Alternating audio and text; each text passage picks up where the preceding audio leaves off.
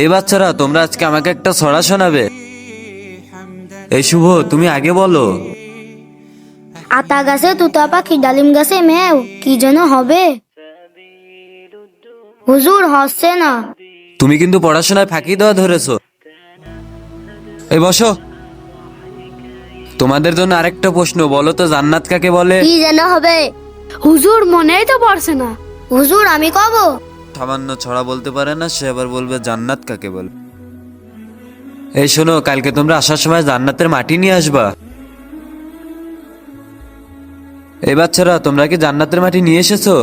হুজুর, জান্নাত তো আকাশে থাকে, আমি জান্নাতের মাটি কিভাবে নিয়ে আসবো? হুজুর, জান্নাত তো মরে যাওয়ার পরে পাওয়া যায়। হুজুর, আমি নিয়ে এসেছি জান্নাতের মাটি। এটা কিভাবে সম্ভব? কই নিয়ে আসো দেখি।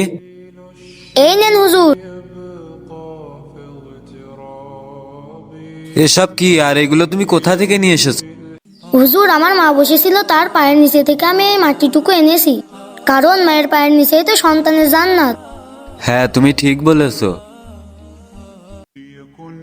হে আল্লাহ, তুমি আমার মায়েদের বেশি বেশি খেদমত করার তৌফিক দান করো, আমিন।